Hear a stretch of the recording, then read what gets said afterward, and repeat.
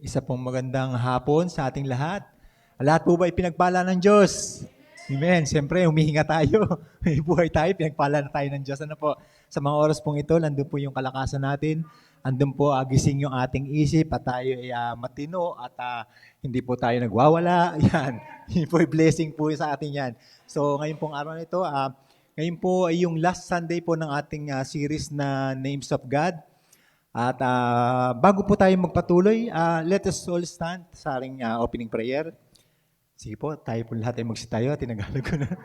Hallelujah. Pinupuri ka namin, O Diyos, at pinasasalamatan ka namin sa oras na ito, sa araw na ito, na muli mo kaming binigyan ng kalakasan, binigyan ng hininga, binigyan ng buhay, O God. At narito kami upang makinig ng iyong salita. Samahan mo po kami sa pakikinig at let your word, Panginoon, na marinig namin ito ay magbibigay sa amin ng kalakasan, katuruan, at pagdidisiplina sa aming buhay. At Lord God, gawin mo pong buhay yung salita mo sa aming mga puso at hindi lang po ito marinig namin, kundi may apply po namin sa aming mga pangsariling buhay, Panginoon. Maraming salamat sa namin pinagkakatiwalaan lahat mula sa umpisa hanggang matapos, and let your name be glorified in this place in the mighty name of Jesus. And everybody say Amen. Sigaw po tayong Amen. Hallelujah. Pwede po tayong umupo.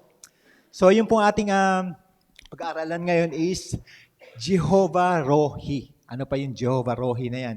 The Lord, sabi dito sa Jehovah Rohi is the Lord is my shepherd. Si Jehovah ang aking pastol. Si Yahweh ang aking pastol. Pastol ng buhay po natin. Ano po? At kinuha po natin ito sa Psalm 23 verses 1 to 6. At narinig ko kanina na merong isang kapatid natin na memorize itong Psalm 23 verses 1 to 6. Ano po? Sabi dito, the Lord is my shepherd, I shall not want.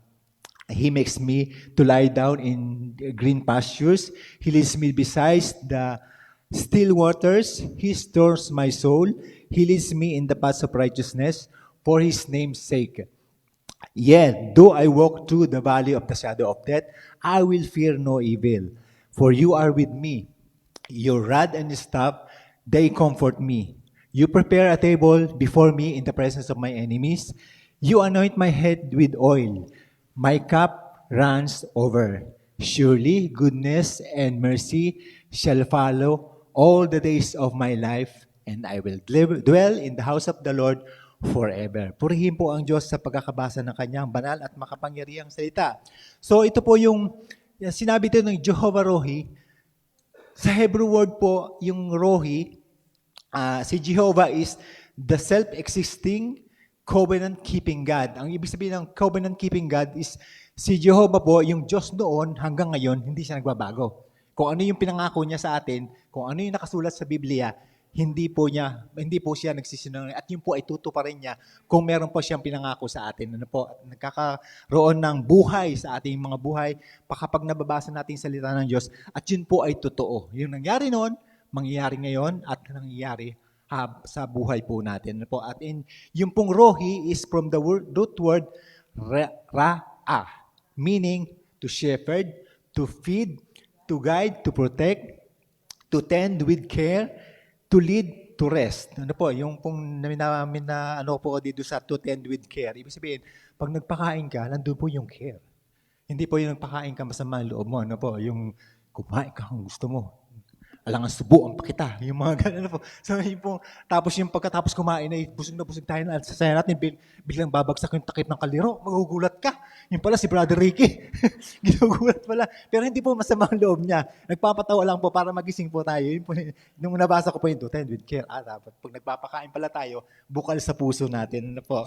So yung pong the Lord is my shepherd is kaya tinawag na the Lord is my shepherd is pinapersonalize natin na siya yung shepherd ng buhay natin. Hindi po sinabi dito na the Lord is a shepherd. Shepherd, the Lord is my shepherd. Pinapersonalize po natin. So, the God who personally pastors you, yung buhay po natin, siya yung ating pinakampastol. Siya yung sinusundan natin na pag tayo sumunod sa Kanya, hindi tayo magkakamali. Hindi po masisira yung buhay natin pag tayo po ay sumunod sa ating pastol. Siya po yung true and good shepherd po natin. So, the God who intimately watches over you. Pag sinabing watches over you, every minute in our lives, nakamasid po ang Diyos sa atin. Ginagawa natin, yung sinasalita natin, kahit natutulog po tayo at paggising natin sa umaga, kasama natin ang Diyos. Yun po yung intimate na relationship natin sa Panginoon. Ano po? And the God who continuously leads, feeds, protects, and restores you. Sabi dito, patuloy tayo niyang nililid sa ating buhay para magkaroon tayo ng tamang direksyon. Araw-araw tayong pinapakain. Ano po? Dito nga po sa church, walang lalabas dito sa CIY na hindi busog eh. No? Diba? Pagkatapos natin ng service, may kainan. So yun po yung ating culture dito. So hindi po tayo ginugutom ng Panginoon. And protects po, pinoproteksyonan tayo ng Panginoon sa lahat ng ating, kahit sa pagtatrabaho natin, ano po, marami pong mga nagtatrabaho na na-aksidente. Diba? Naglilinis ang bintana, biglang humangin, tumama yung bintana sa mukha o saan man. So wag naman mangyari. Pero may mga aksidente. Pero pag po tayo ay protektado ng Panginoon, bibigyan tayo ng wisdom. Bago pa lang makakailag ka na gano'n. Ibig sabihin, pinoproteksyon tayo ng Panginoon. So ganun po siya. And He restores our life. Pag sinabing He restores our life, nire-revive niya yung buhay po natin. Kung tayo po ay may mga past na experience na hindi po naging maganda, i-restore po tayo ng Panginoon. Nandun lang dapat yung ating pagtitiwala. Amen po. So, ating pong pag-aaralan ngayon, meron po tayong 4 na P. Amen. Yung 4 na P po, yung si Jehovah Rohi ay nagiging personal, provision, protection, and promise. Ayan po ang pag-aaralan po natin. Number 1 po is yung personal. At ito po ay nasa verse 1. Ibig sabihin ng personal, meron tayong personal relationship sa ating shepherd. Sa ating good shepherd. Sabi dito, the Lord is my shepherd, personally, my shepherd, I shall not want. Ano po? So dito po yung sinabing I shall not want, ito po ay sinulat po ni David na hindi naman ibig sabihin na pag sinabing I shall not want, wala na akong kailangan pa, wala na akong aalalahanin pa na lahat ay maganda sa buhay.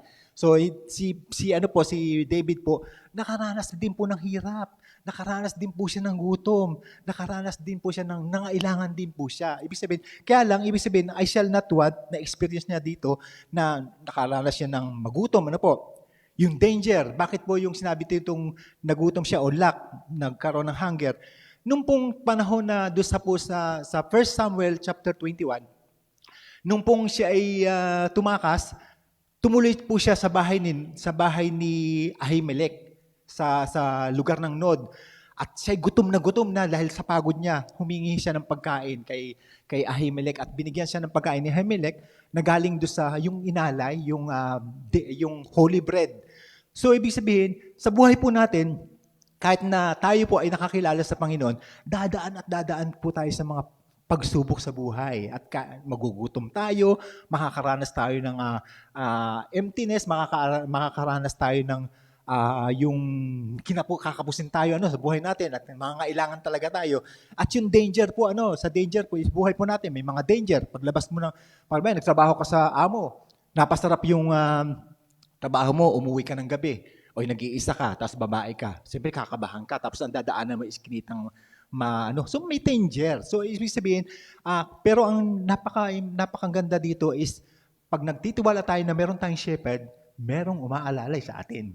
Amen. Palakpakan po natin ng Panginoon. So, ganun po siya.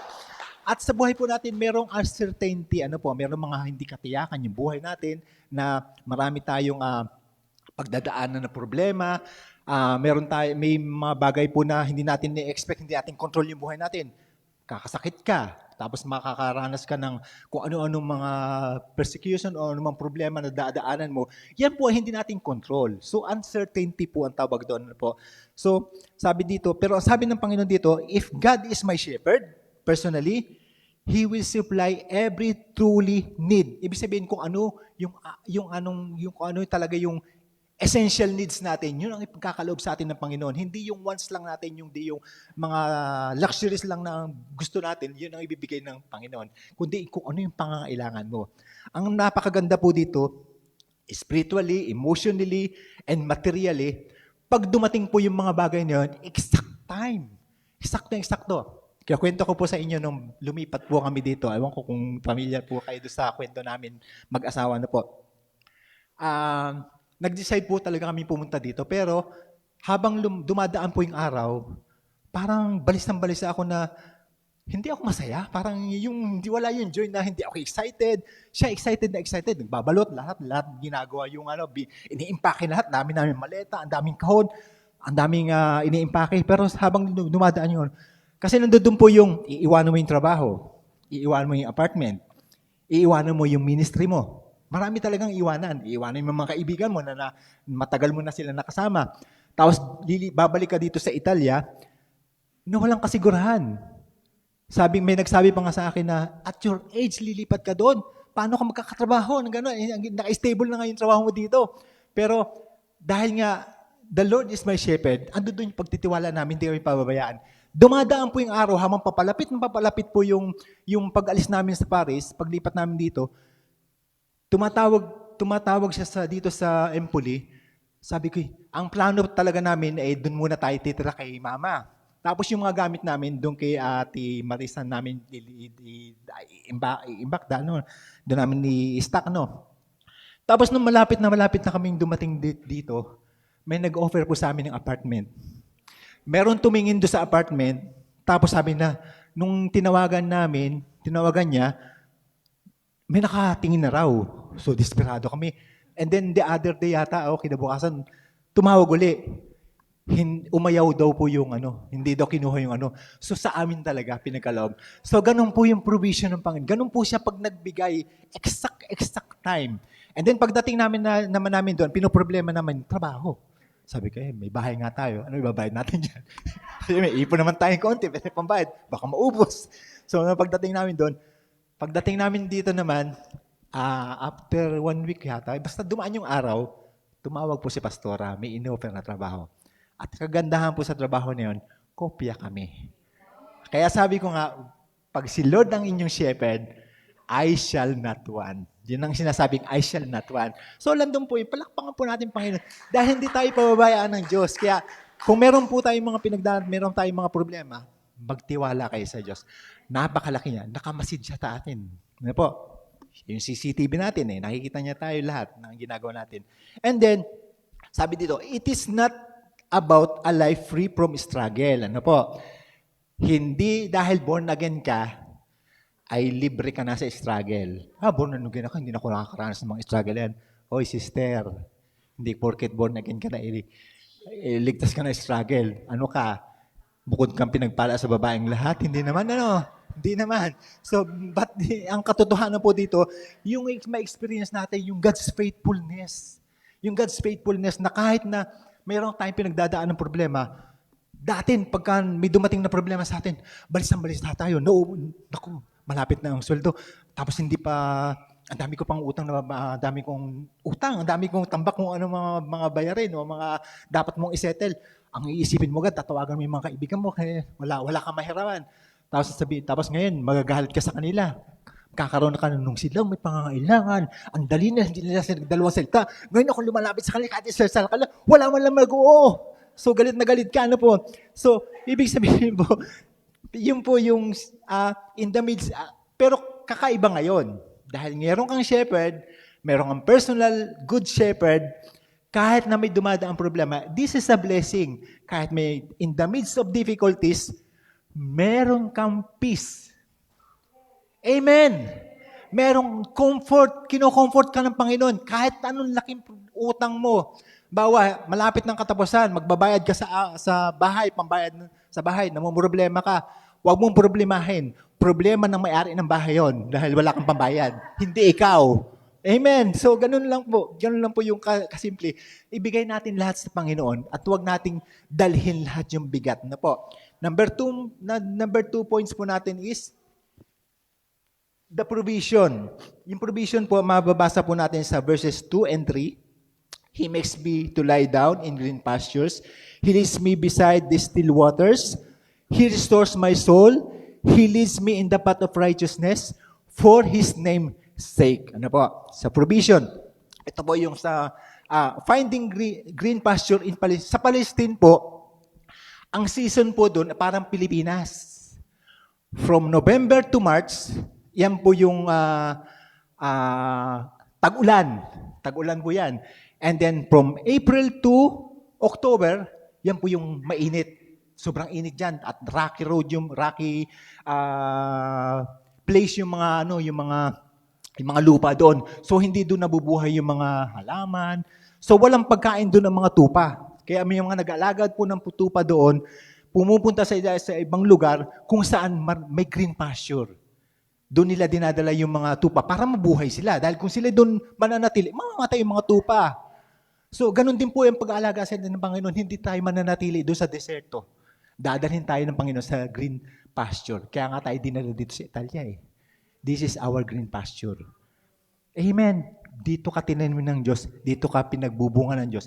Dito ka pinagpapala ng Diyos. This is the green pasture. Yun po yung provision ng Panginoon na kung titingnan niyo po balikan po natin Old Testament, nung nag-create ba ang Panginoon, ang una niyang kinreate ba tao?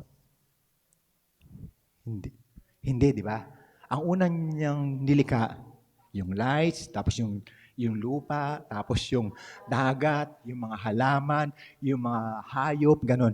So, ang ibig sabihin, nauna ang provision bago yung tao.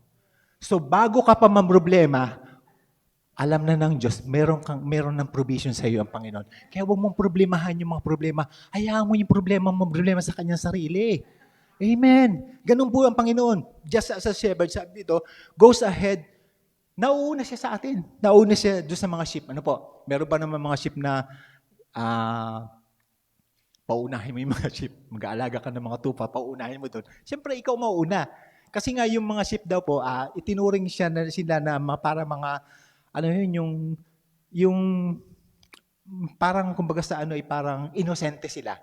Na kaya nga may shepherd ang sheep dahil pagka yan ay walang nag-aalaga sa kanila, kain yan, kain na kain.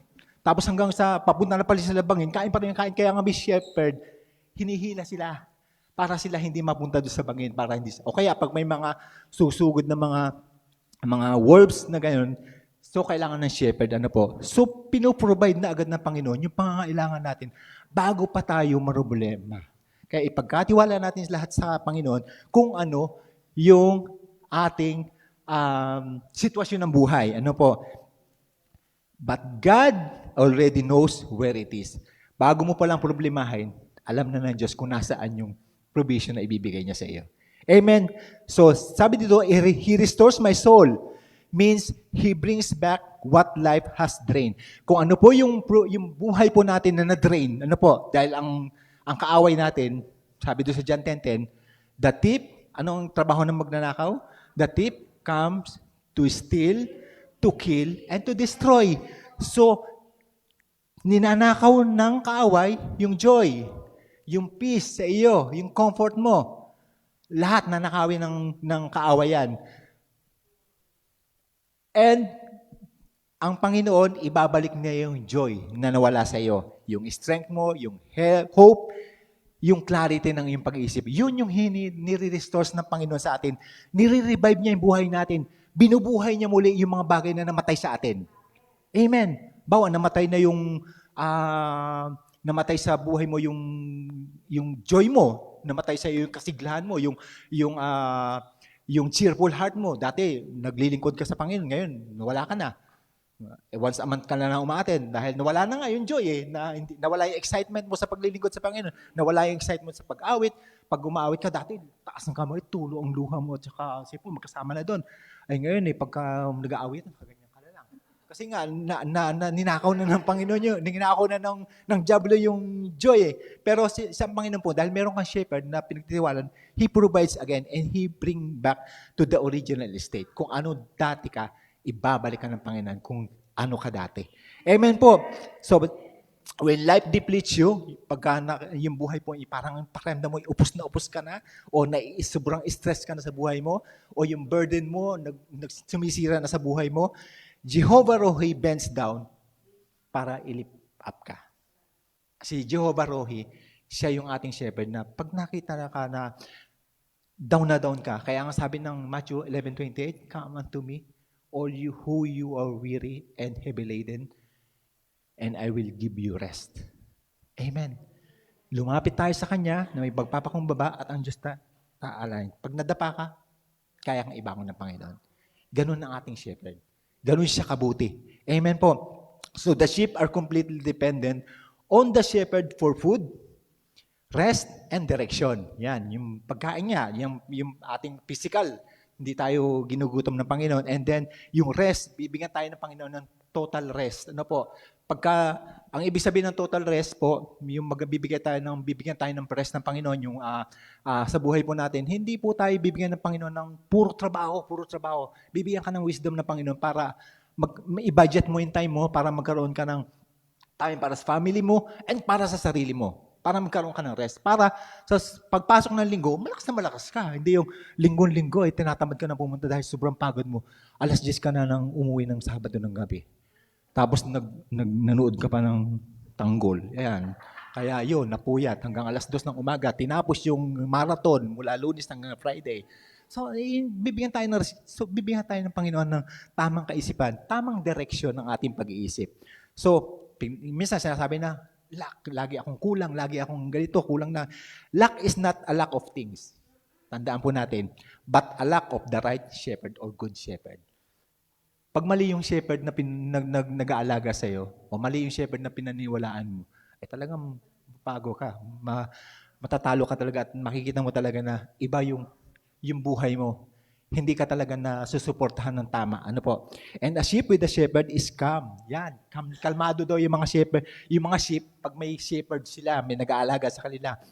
Even when there is little grass. Ano po? Kahit na kaunti yung pagkain, kahit na kaunti yung ating pasaya tayo, because he knows that he will be led to the right place.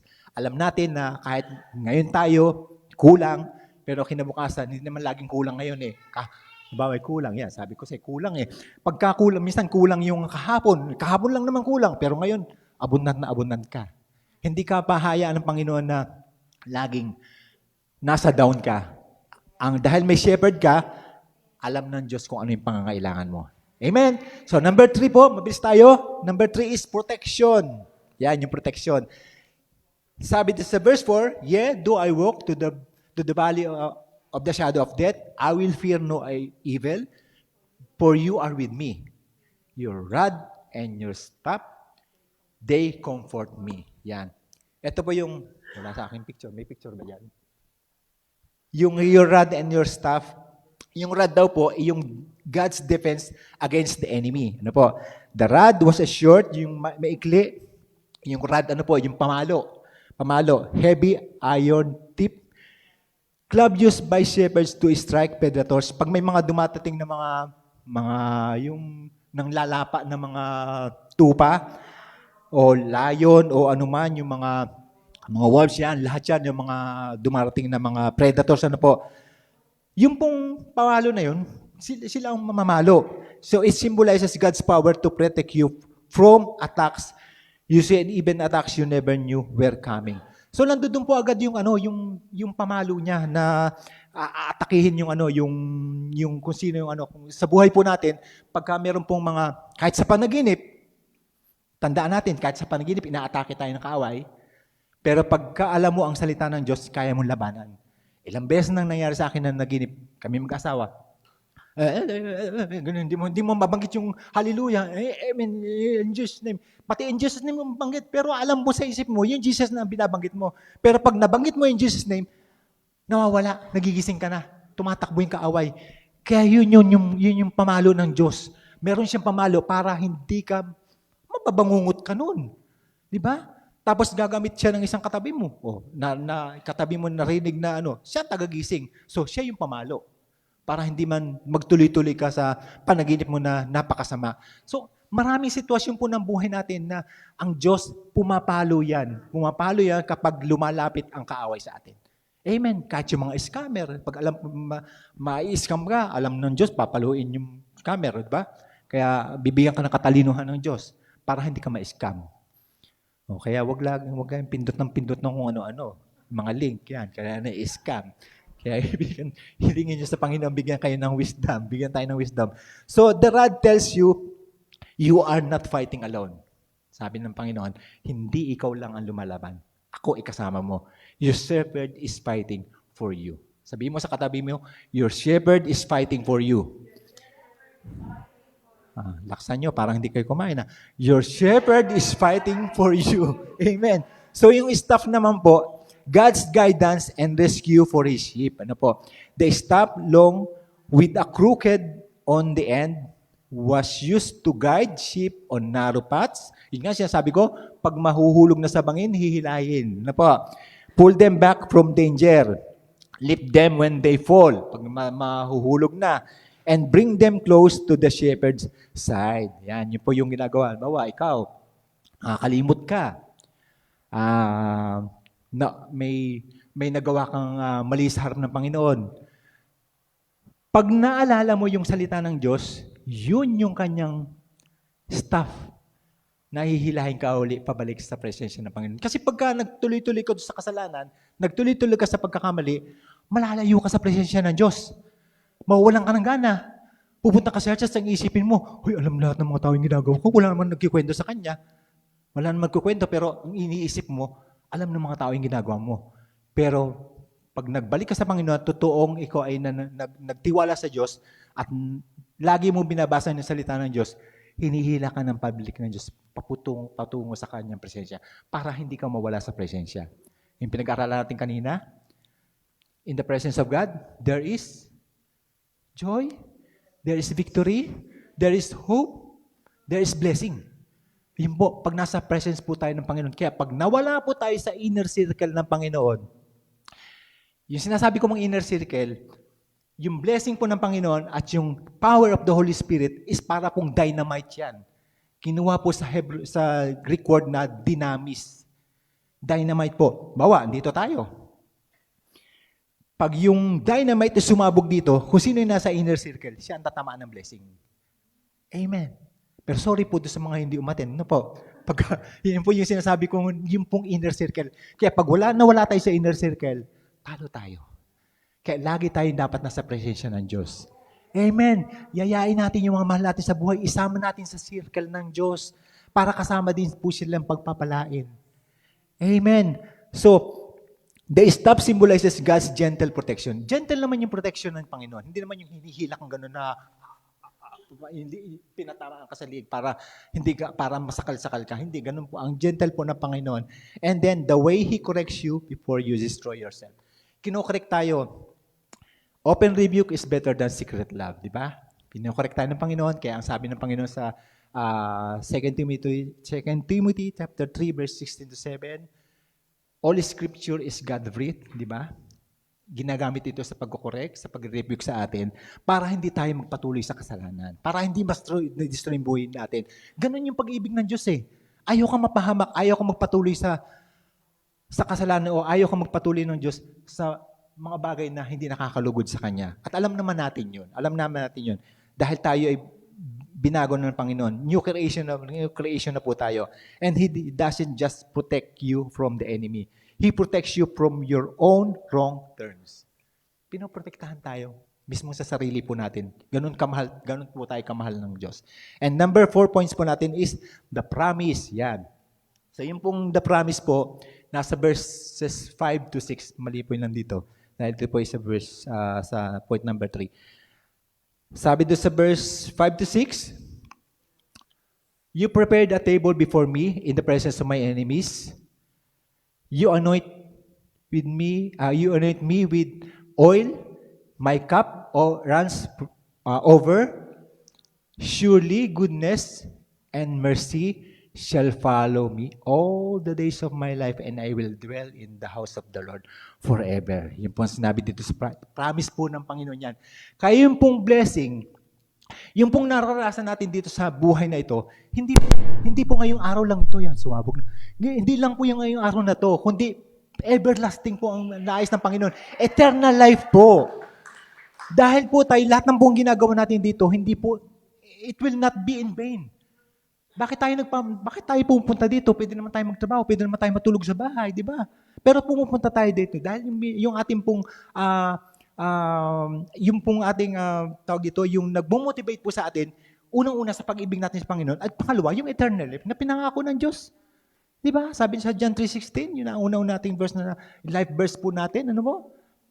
Everlasting life, yung huling-huling Sinabi niya dito na pag tayo tumanggap sa Panginoon at tayo